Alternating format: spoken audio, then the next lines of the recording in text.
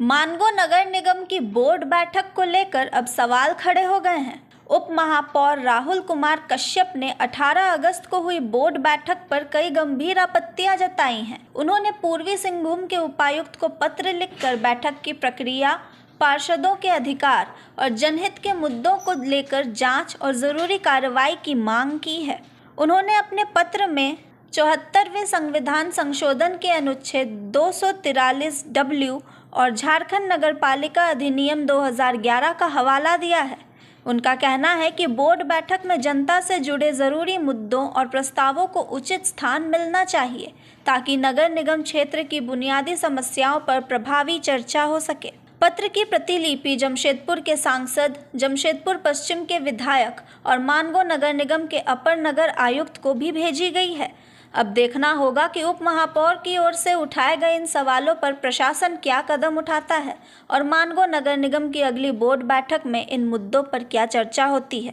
Video में आगे देखें। जो उपायुक्त से ये मांग करने आए हैं कि जो बोर्ड बैठक में अनियमितता हो रही है उन पे वो सीधी दृष्टि डाले और उसे सुधार के लिए वो अपना हस्तक्षेप करे, क्योंकि आज ये जिला पूरा उनके अंदर है। जिले के मालिक हमारे डीसी महोदय हैं, तो हम चाहेंगे कि वो भी इस मुद्दे पे हस्तक्षेप करे ताकि जनता का काम हो, मानगो में विकास का कार्य हो, ना कि सिर्फ सोशल मीडिया पे प्रोपेगेंडा फैलाया जाए कि मैं लोगों के लिए काम कर रही हूँ या कर रहा हूँ या कुछ भी XYZ हो।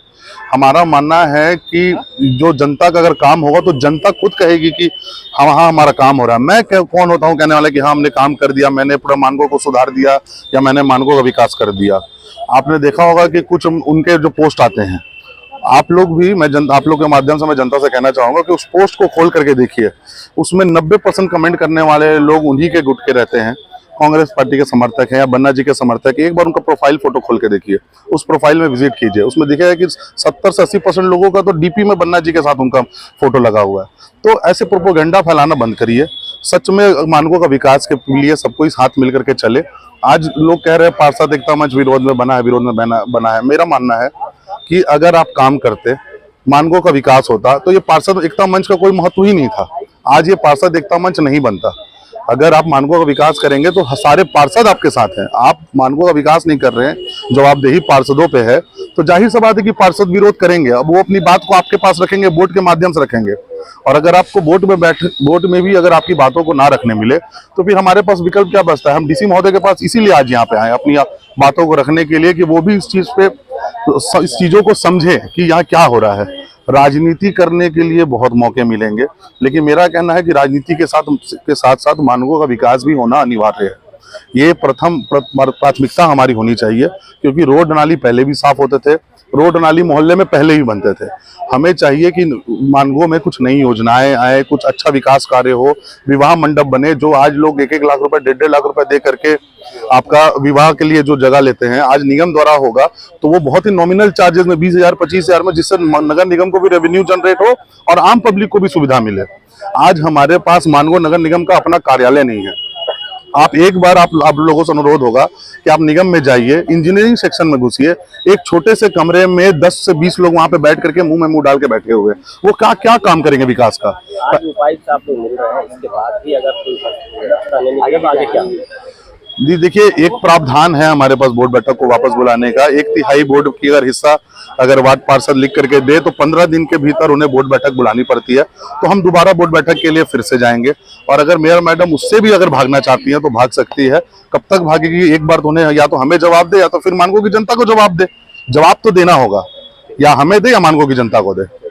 आज चूंकि कल का जो भी घटना रहा है उसी संदर्भ में हम लोग आज डीसी साहब को ज्ञापन देने के लिए आए हैं। और आप सभी जान रहे हैं कि कल का घटना बहुत दुर्भाग्यपूर्ण रहा। हमारी बातों को नहीं, पार्षदों को बातों को नहीं सुना मैडम, और वो निकल गई वहां से। और चूंकि बहुत सारा ऐसे प्रॉब्लम थे जो हम लोग रखना चाह रहे थे, लेकिन वहां पर नहीं सुना गया। यही सब बातें रही हैं, और बाकी जो है अब आगे आप लोग सब देख रहे हैं। आप पार्षद है, आज एज ए पार्षद, क्या अधिकारी लोग आपकी बात मान रहे, सुनते हैं? देखिए, निगम के जो अधिकारी उनका ये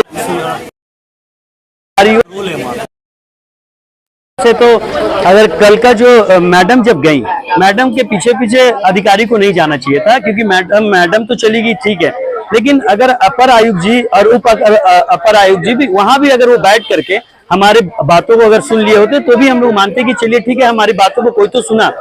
लेकिन जो स्थिति मेयर मैडम का सेम स्थिति अपर आयुक्त को और उप अपर आयुक्त को ऐसा निर्देश दे दिया गया है कि जो मैडम बोलेंगी आप वही करिएगा, अन्यथा अगर आप उसके हट के पार्षद के हित के बारे में आप बात करेंगे तो आपको सीधा सीधी नौकरी से हाथ धोना पड़ेगा।